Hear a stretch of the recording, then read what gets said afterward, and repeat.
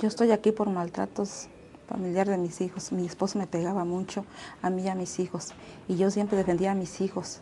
Y ya defender a mis hijos, mi esposo me pegaba a mí. No le gustaba la bulla de los niños. Y siempre que... ¿Él era el papá de los niños? Sí, era el papá de mis hijos, la verdad. Y a mí no me gustaba que les pegara, la verdad. Y después, cuando yo le metía las manos por mis hijos, me pegaba a mí. Me quebró un palo de escoba en la espalda, en 2 pedazos. O sea, en un momento me decía, cállate, cállate, hija de la chingada, no sé qué cosa, me decía. Sí, me decía bien feo, la verdad. Y de ahí después cuando sentía nomás las cachetadas, o si no, digo, me daba con la cuchara esa de mezcla, por acá atrás, en las sentaderas. La verdad me daba así. Eran sus genios, de por sí tenía un modo bien feo. Era muy enojón. Mis hijos iban a desfilar y yo no tenía ni para comprarles uniforme ni zapatos. Ese dinero ya se lo había gastado. Y ya no desfilaron mis hijos. Yo lo que tuve trabajando en mi casa de los marranos, ahí cooperé. Ahí agarré, o sea, tuve que vender para comprarle sus trajes a mi hijo. Digo, no desfilaron los demás, pero mi hijo sí salió en escolta. Porque faltaba uno en escolta y mi hijo salió en escolta. Ajá, y fue cuando se enojó, dice, no, se siente que no hay dinero, y andas gastando dinero. Y yo le contesté, le digo, por eso a ti no te pedí ni un peso. Yo tenía lo que yo trabajaba, le digo. Sí, y ese fue el coraje. Y fue cuando ya en la noche me pegó, me dio 2 cachetadas y después con una navaja me puso acá en la espalda. Hicimos una revisión de los casos de todas las mujeres, eran aproximadamente alrededor de 500 mujeres, que es una cifra que siempre como que permanece en los cerezos del Estado. Y nos dimos cuenta que en muchos de los, yo diría que el 80% de los casos de homicidio por los que estaban procesadas o sentenciadas las mujeres, en esos casos la violencia había sido el antecedente de la comisión del delito. Se enojara que yo tuviera las uñas largas, que dice que me las iba a arrancar con las pinzas. No le gustaba que yo me pusiera pantalones. ¿Por qué? Que dice que no, que para quién me estaba yo arreglando. Sí, y que tenía un montón así de pinturas, todas me las botaba al río, todas, y que me iba a arrancar las uñas con las pinzas. Así, dice, así te las voy a arrancarse. Y no, sufrí la vida. Me decía, hija de la chingada flaca, ñenga, me decía. ¿Cómo cuántos años ya habías estado viviendo ese tipo de cosas con él? Son 9. 9 años viviste con él. 9 años, sí. En este proyecto fue una experiencia muy enriquecedora, particularmente a mí sí me cambió, me formó, me fortaleció el hecho de introducirme a los reclusorios, de mirar a estas mujeres.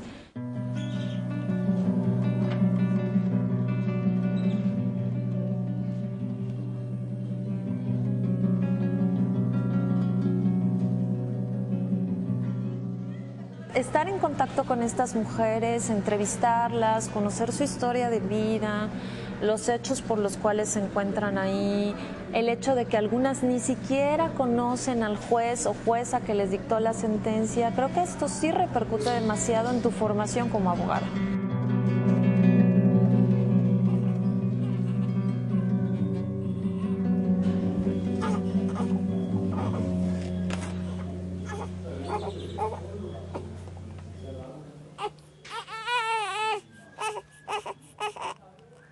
¿Me puedes decir tu nombre? ¿Cómo te llamas? María de los Ángeles Vázquez Vázquez. ¿Por qué te trajeron para acá? ¿Qué fue lo que pasó? Me acusan de homicidio porque se murió mi bebé. Tiempo atrás abusaron de mí. Me agarró detrás de las manos así y me llevó a una casita cerca de ahí. Me decía grosería. Y que me callara porque yo empecé a gritar. Yo empecé a tratar de defenderme, pero no pude. Me pegó en la cara.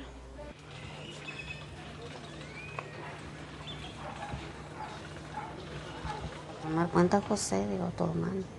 Si le dices mi hermano, yo te voy a matar, me dice. Bueno, pues me dio miedo, pues yo no le dije José. Y yo no le dije.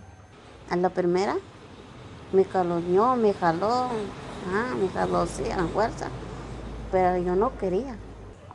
No, dice, no pasa nada, dice, yo no sabe, dice, no está aquí. Hasta así me embaracé.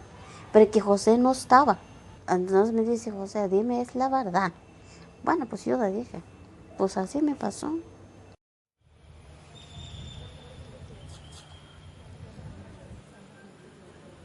Vas visibilizando particularmente cómo es que se da la violencia de género, particularmente contra las mujeres, cómo esta es invisibilizada, cómo es naturalizada la violencia contra las mujeres, permitida, aprobada. Es entonces que va cambiando tu mirada, ¿no? ¿Él te obligó a tener relaciones sexuales? Sí, me obligó. Por eso casualmente me obligó que yo tuviera fuerza y me quería picar con la navaja.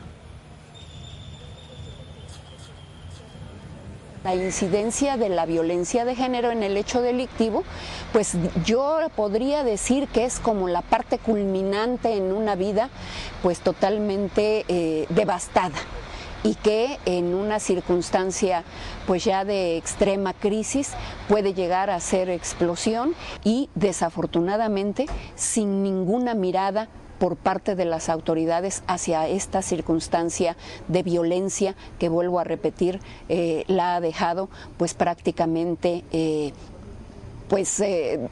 podríamos decir que hasta desaparecida, ¿no? Porque la identidad se llega a perder inclusive en una situación de este tipo. El problema es que se crean las instituciones encargadas de proporcionar defensa pública y no se les da el recurso suficiente, no existe la igualdad procesal que marca la ley, ¿no? En realidad no hay igual número de defensores que de ministerios públicos, tampoco ganan lo mismo. Esto no es una excusa, pero digamos que tiene que ver con el problema estructural de que una mujer no conozca a su defensor, porque la carga de trabajo en los juzgados es extremadamente grande.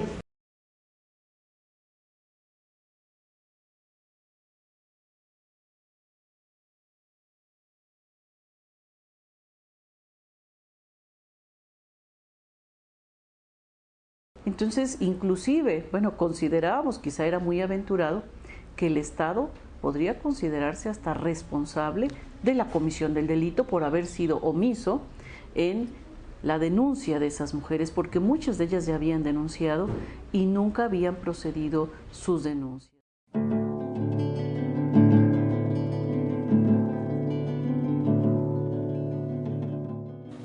Cuando él sacó la navaja, ¿qué era lo que te decía? ¿Te puedes acordar de lo que me decía? Dice, te vas a morir, hija de la chingada. Así me decía, te voy a matar una vez, hija de la chingada. Fue cuando yo agarré, le di. Fue cuando yo reventé en ese momento. Ya no soporté. Y listo, soné. Pues fue lo que encontré. A la mano encontré esto, sigo un hacha. Si yo me hubiera dejado, me hubiera matado. Sí, porque yo había jalado una navaja. Sí, la navaja. Y andaba buscando unas tijeras grandes así, pero no las encontró.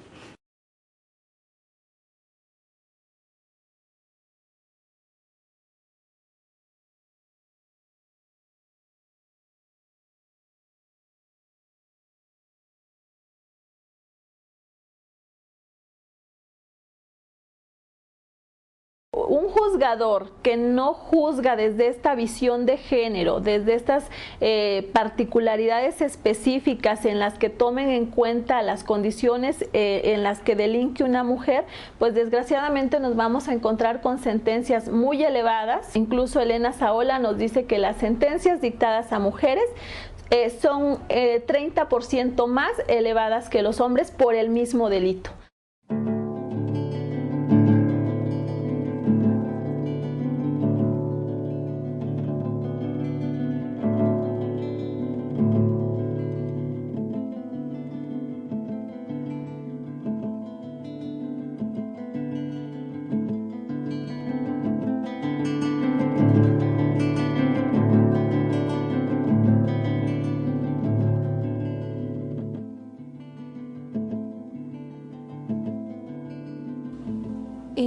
doctora dijo que lo que había tenido era un parto.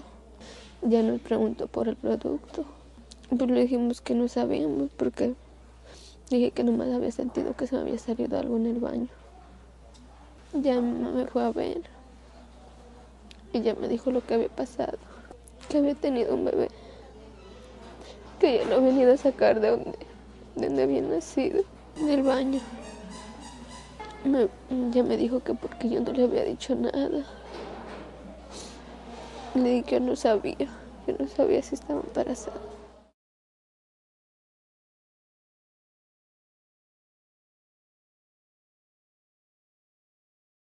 Que no es posible que encontremos mujeres que están encarceladas hoy día y que no han revisadas sus expedientes a profundidad. Yo no creo que puedes juzgar a una gente que ni siquiera has visto. En base a lo que te dice, es como tener relaciones por internet, ¿no? Tenemos policías investigadores. No aplicamos tecnología, no aplicamos física, química, no se invierte en eso.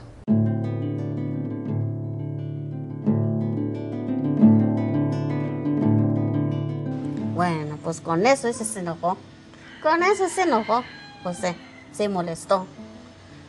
Eso sí, dice, eso sí voy a tomar, dice. Eso sí me voy a pagar mi hermano. Cuando es la madrugada, dice, como a las 11. Alistó su ropa, le echó su lima, su machete, su lambra. Cuando yo dije, voy contigo. No vayas, dice, yo voy solita. Pero voy contigo. Yo terca también. Salimos la noche. Te fuimos. Dije, si vas a matar, no me vas a matar a mí. No, a ti no, dice, a ti no. Cuando ella se acerca, sacó su machete. A ver, sálgate, dice su hermano. Sálgate, no tienes miedo. Eso salió, se paró así, encuidado. Nomás trae su pantalón pone blanco. Yo me paré aquí más cerquita. De cuando le sacó, sí, lo vi cuando le sacó su machete. Mira, cuando le puse acá machete, se cayó. Ahora sí dice, ahora vamos. Lo vi la que pasó, lo vi la que lesión. Por eso me acusan así, por eso me llevaron cárcel.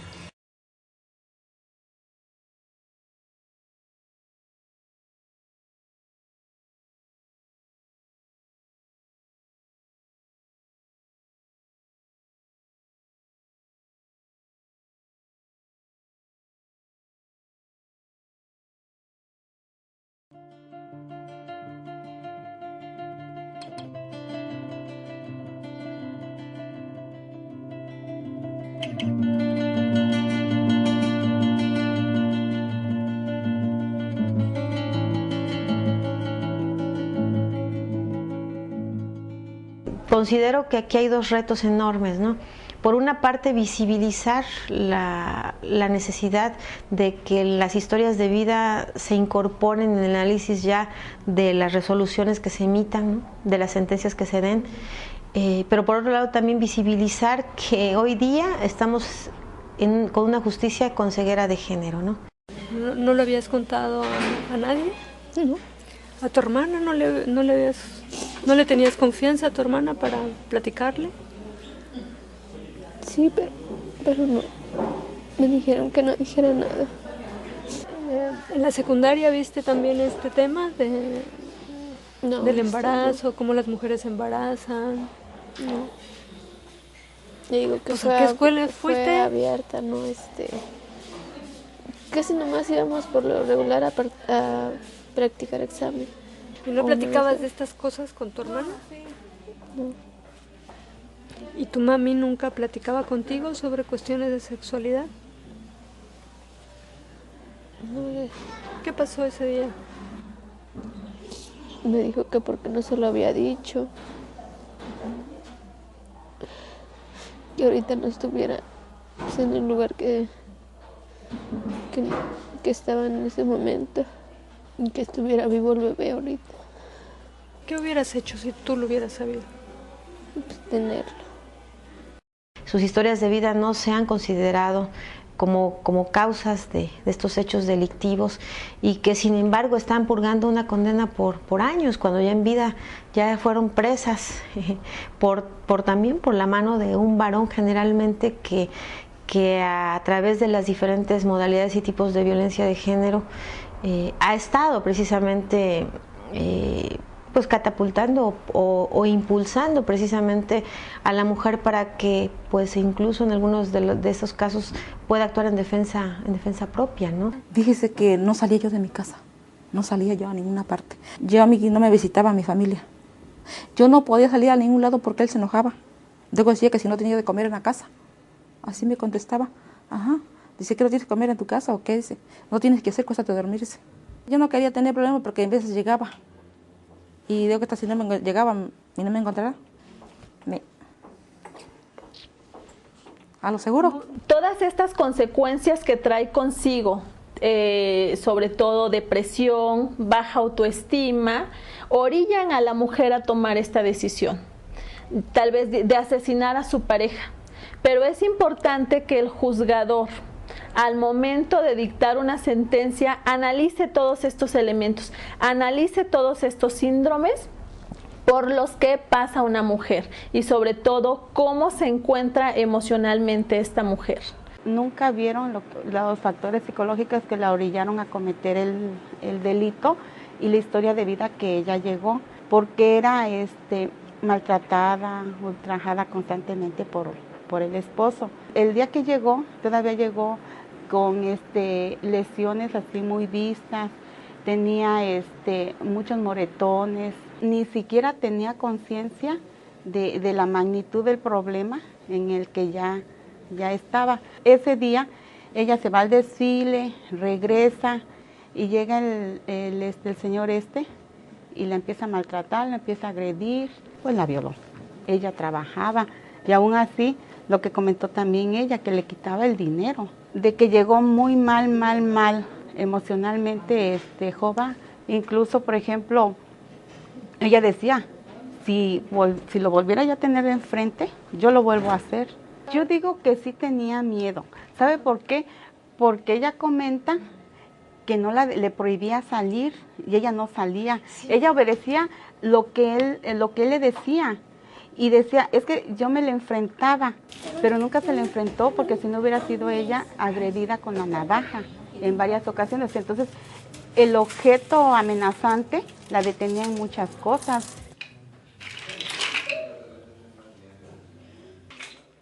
Cuando una mujer comete un delito y está sufriendo un síndrome al momento de cometerlo, realmente ahí hay una legítima defensa y un atenuante. El síndrome de indefensión aprendida, bueno, ¿cuál es el síndrome? La violencia de género llega a ser inmotivada, impredecible. Haga lo que haga, actúe como actúe, va a desencadenar un episodio de violencia. En el síndrome de Estocolmo es un proceso generado por el miedo, potenciado por el aislamiento y la carencia de redes de apoyo, ¿no? Aquí la mujer se le aísla de sus familiares, se le aísla de sus seres queridos y lamentablemente pues las consecuencias que trae cualquiera de estos síndromes es la baja autoestima, el estrés, sentimientos de culpa, depresión.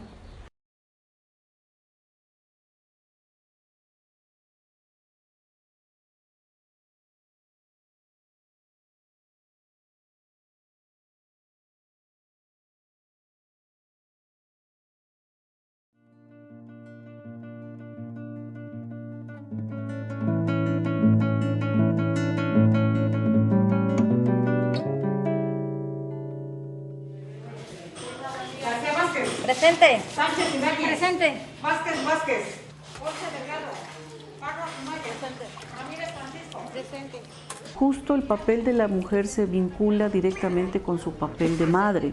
Y entonces las madres debemos dar todo por nuestros hijos e hijas o por la familia. La familia está primero antes que la ser humana o que la mujer. Por lo tanto, este papel que la sociedad le ha asignado a la mujer se ve totalmente permea totalmente en una actuación judicial, ¿sí?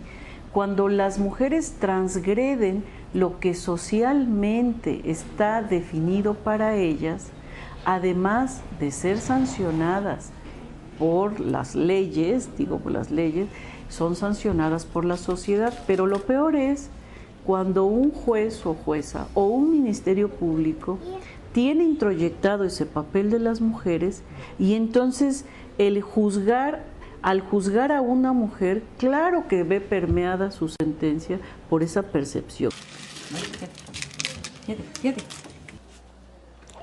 El licenciado que estaba ahí, bueno, el que me fue a tomar mi declaración,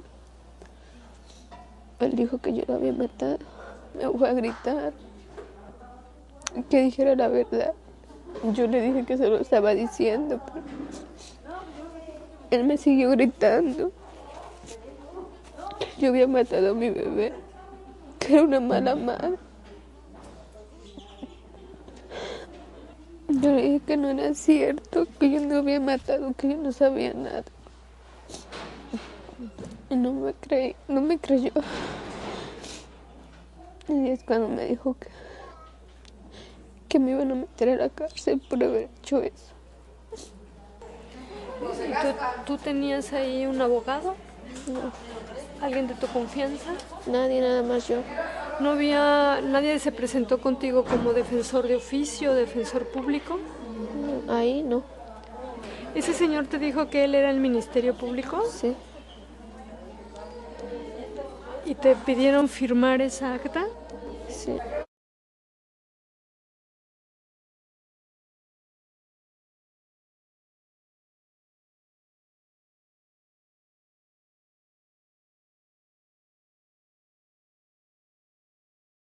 Hay un doble rasero.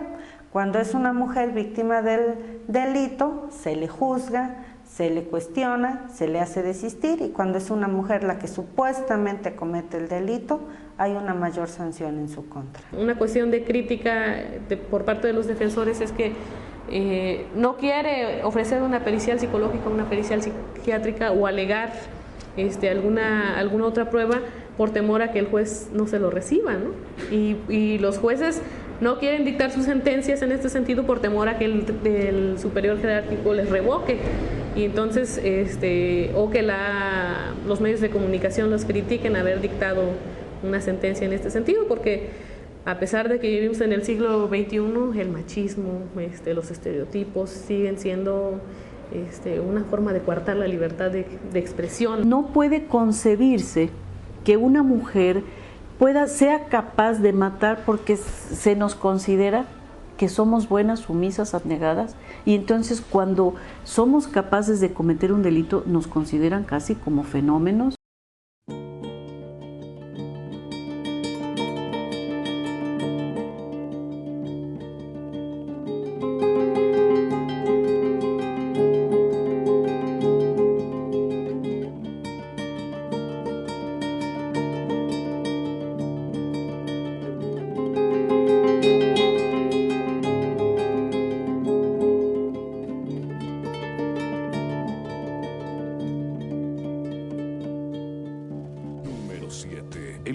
Caritas. Número 6, El sexto sentido. Número 5, El Panteón de San Isidro. Atrévete a conocer el aterrador número 4 con Carlos Trejo. Ya estamos con Carlos Trejo para conocer el cuarto lugar del top 10 de los lugares más terroríficos que ha encontrado el único cazafantasmas mexicano. Y ya que nos diga cuál es el número qué. Pues mira, el número 4 definitivamente conforme nos estamos acercando se vuelve todavía más fuerte. Aquí es aterrador por todos los sentidos. ¿Quieren saber cuál es? ¿Cuál? Las muertas de Juárez. Ese caso no me acuerdo. Para mí de todos el de la niñita. El de la niñita que hablaba con los muertos, ese sí me asustó. Este caso es especial, pues sí. es trascendente en la historia de México, y sobre todo porque es un caso que es internacionalmente conocido. Conmocionó al mundo. Pero ya hay manifestación de fantasmas. ¿Quién me lo dice? Chequen ustedes. Aquí en esta parte se dice que cuando esta mujer fue asesinada, se oyen el llanto de ella saliendo de la tumba. Yo fui al lugar a verificar si es esto y descubrimos esto. Mira, ahí está.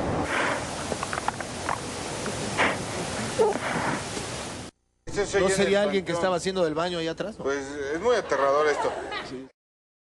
¿Qué ocurre con los medios de comunicación que exhiben a las mujeres desde la cuestión más, podría decirse, más cotidiana, ¿no? De decir, bueno, es que se pelearon en el centro comercial, hasta los feminicidios, que los medios de comunicación sigan promoviendo esta discriminación, que en los medios de comunicación se siga victimizando a las mujeres cuando se les juzga, cuando se pone en duda, cuando se hace un manejo amarillista, sensacionalista del caso, y que como sociedad estemos consumiendo eso. ¡Quita marido!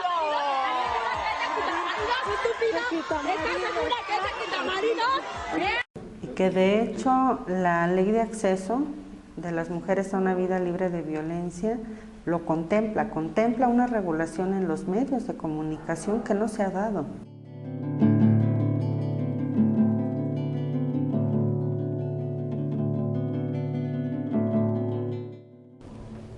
Incluso las cárceles no están diseñadas para las mujeres. Son pegostes que se les van haciendo a las prisiones para adecuar, hay un espacio para las mujeres, ¿no? Son pocos los que han sido diseñados, incluso en alguna ocasión iban a inaugurar uno de mujeres en Sinaloa. Y a la hora que la iban a inaugurar había mingitorios. Y tiene que estar muy claro que tenemos que hacer un desmontaje de un sistema androcentrista en el que hemos estado inmersas en todos los ámbitos, y por supuesto que la impartición y procuración de justicia no se excluye de esto, e incorporar una mirada pues retadora, ¿no? Retadora para todo lo que hemos aprendido en las aulas de las facultades de Derecho. Y por eso seguimos teniendo delitos tan absurdos, donde si una mujer encuentra al hombre teniendo sexo con otra mujer y lo mata, su sentencia no es como asesinato. Pero si un hombre mata a una mujer, no solo no que te esté teniendo sexo, sino que él cree, es asesinato por honor. Entonces es una emoción muy fuerte que él no pudo controlar, y son 2 años de cárcel. Pero es exclusivo para el hombre. Eso se sigue estudiando, eso se sigue aprendiendo. Entonces, ¿de dónde sacamos defensores? ¿De dónde sacamos jueces, juezas con una formación diferente? Si es la misma cátedra, tendríamos que cambiar esa cátedra, que no vale más la honra de un hombre que la libertad de una mujer.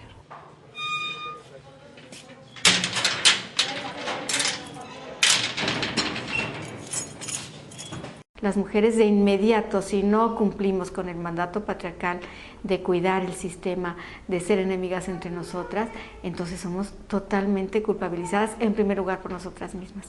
Ese es un mecanismo del sistema que está introyectado de tal manera que también se vive como si fuera parte de nuestra identidad, cuando es una construcción social. Y siempre bendiciendo y obedeciendo también a cada una de las personas que están aquí. Desde el director hasta los custodios, todos tienen que saber obedecer, porque el Dios nos enseñó que nosotros tenemos que obedecer. Porque ellas necesitan, Señor, de ti. Haz el milagro, Padre, haz milagros. Necesitamos, Señor, que tú sigas haciendo milagros, Padre, como lo has hecho en mi vida, Padre. Hazlos también en cada una de ellas, Padre.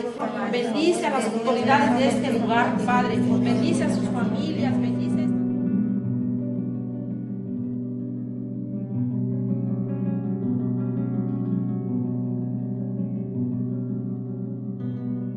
El papel que tiene que hacer el instituto es fortalecer la profesionalización de la defensoría pública, de la procuración de justicia, básicamente porque es el entorno en el que actúa, pero auxiliar al Poder Judicial para que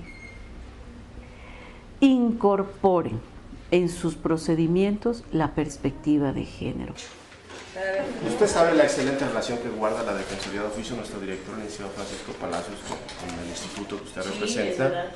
Entonces yo me acabo de comprometer a manifestarle a él y a hacerle todos los ajustes necesarios para que a la mayor brevedad se gire una circular a todos los defensores de oficio, a fin de que en cualquier causa penal que ostenten o acepten el cargo, inmediatamente ofrezcan o analicen la perspectiva de violencia de género.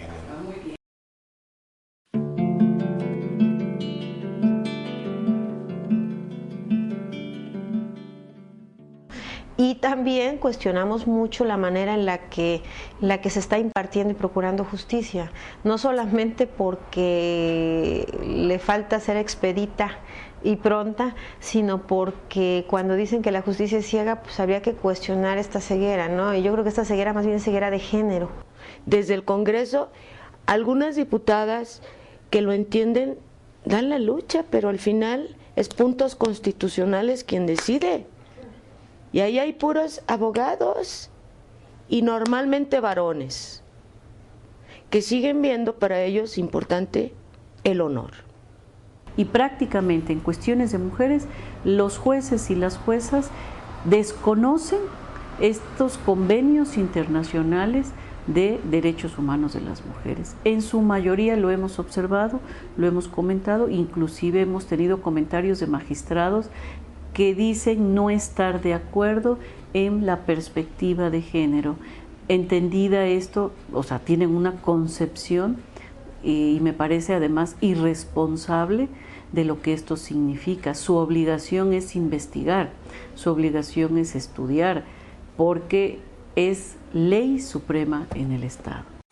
Y que la lucha de las mujeres ha llevado a creación de instrumentos internacionales como es CEDAW, Belén do Pará, que son dos instrumentos de carácter obligatorio, invocarlos, ¿no? En el caso de México, como Estado parte que firmó dichas convenciones y que jurídicamente hablando como jueces y juezas tienen la obligación de en estos casos estar mirando estos instrumentos. La CEDAW, que es de la manita, te va llevando a cómo comprender que se construye la discriminación y por tanto cómo deconstruirla.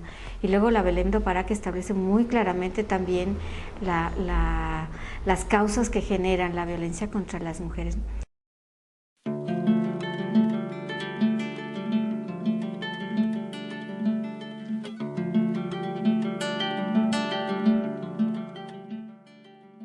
La igualdad significa el reconocimiento de las diferencias.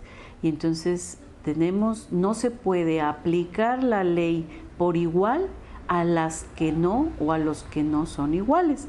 Entonces, partiendo de este principio, tendría que haber una profesionalización de todo el Poder Judicial, transversalizar la perspectiva de género mediante una guía, una herramienta que le permita a los ministerios públicos, que le permita a los jueces y juezas, ¿sí?, y a los defensores o defensoras de oficio, tener elementos para hacer visible las situaciones que por razones de género hacen que una mujer cometa un delito y que lo puedan hacer visible, y eso les sirva para que a la hora de que se juzgue se tengan esos elementos.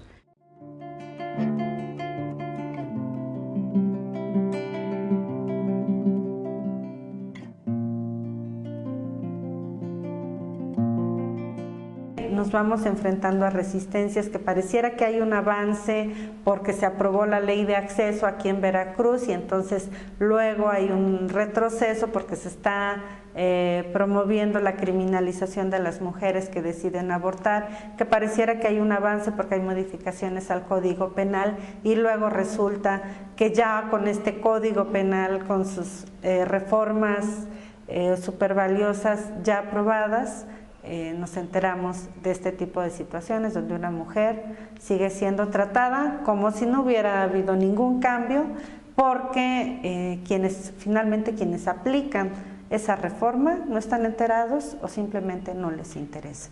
Nos toca la vigilancia, el control desde la ciudadanía, el monitoreo, el estar al tanto, el dar seguimiento a los casos.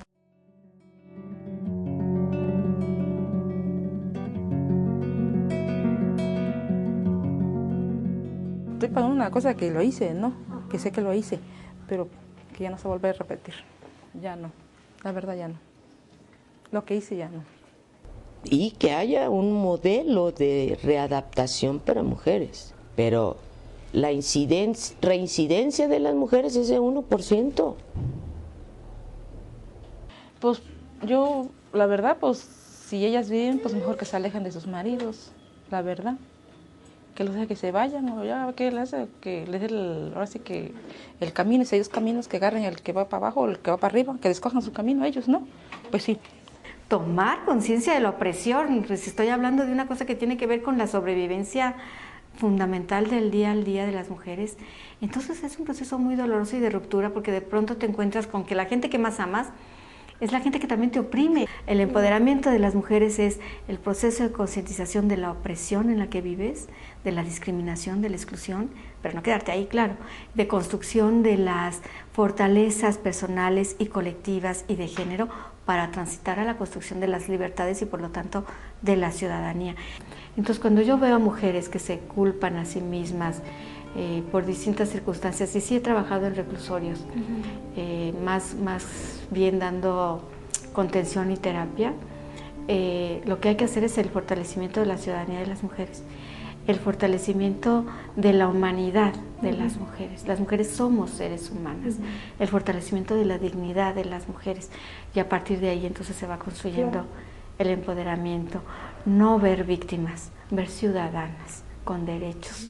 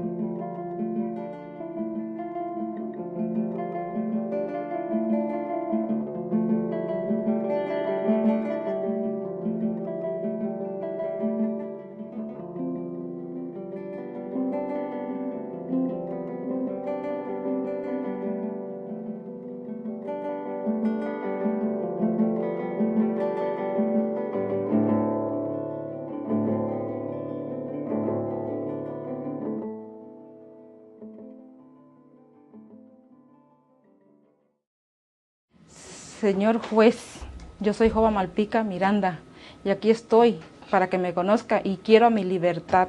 ¿Por qué? Yo no debo de estar aquí, la verdad. ¿Por qué no tienes que estar aquí, Jova? Pues yo lo que hice fue por defender a mis hijos y defender a mí también. Si no, quizá no estuviera yo, la verdad. Sí, las mujeres cometen delitos, pero lo que tratamos de ver es precisamente las razones diferentes a las de los varones por las que las cometen. Pues exhorto a los jueces, a las juezas, magistradas, magistrados, que juzguemos desde una visión de género, que juzguemos desde esta perspectiva, que juzguemos y analicemos en las condiciones en las que se comete un delito. Nosotras no queremos compasión, queremos reconocimiento de nuestros derechos, de nuestra dignidad y desde luego el que el Estado nos garantice el acceso a la justicia, pero con esta perspectiva. Pero por otro lado también, que no olviden que cada una de su firma es una sentencia para alguien. Y en este caso es para mujeres que son el sostén de una familia, que la mayoría de las veces son solas y que al menos en los casos que hemos llegado a conocer no fueron justos. Ni siquiera las conocieron, ni siquiera saben de dónde vienen, ni siquiera saben quién dependía de ella. Simplemente alguien, un ayudante, hizo todo y a ustedes les tocó firmarlo.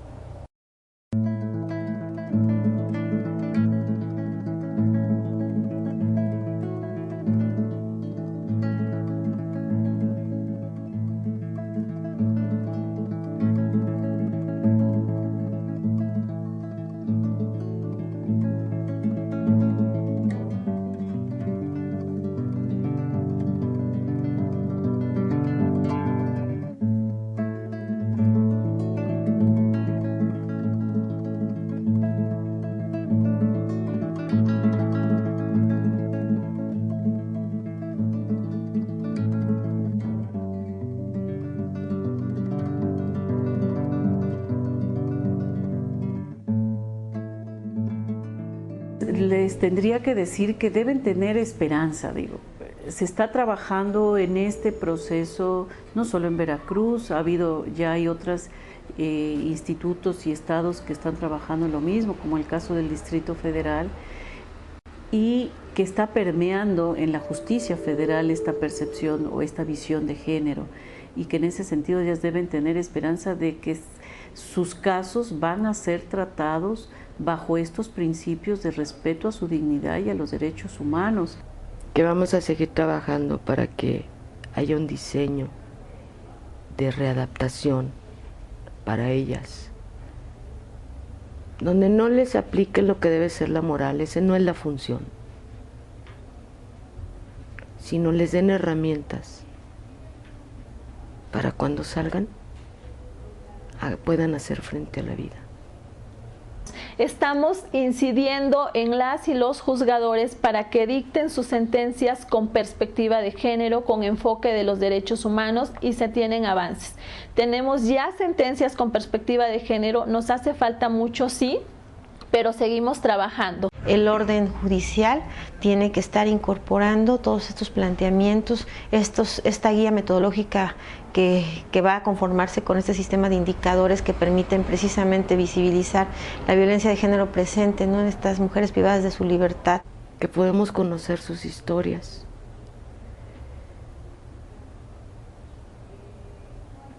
Y que trataremos de ayudarles, porque es difícil romper todo un sistema.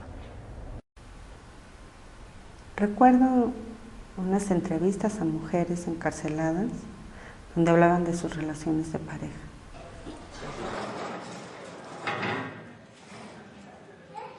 La experiencia más personal y más íntima tiene que ver con lo aprendido en una sociedad machista, y eso nos puede dar una pista para entender por qué hicimos cosas que pusieron en riesgo nuestra libertad. El reto es reaprender muchas cosas, reaprender las leyes, reaprender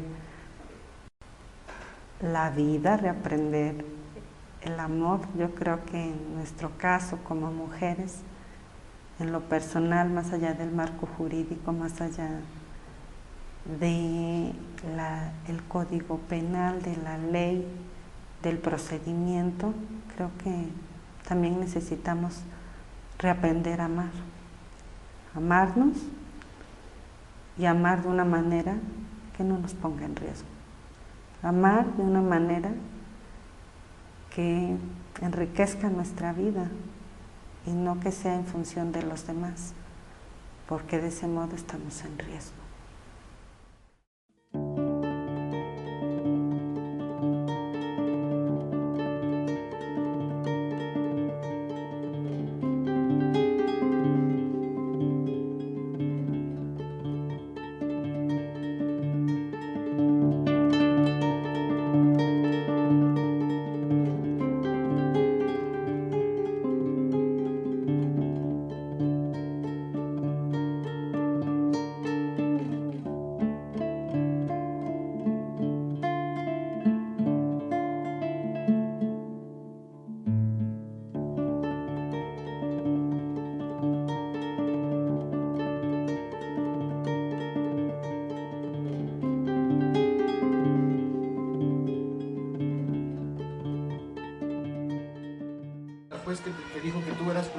¿Qué le dirías tú? Pues yo de que sí, que no es cierto, de que me está acosando. ¿Sabes quién te ayudó a salir? ¿Quién me ayudó? A salir de la cárcel. ¿Quién te ayudó?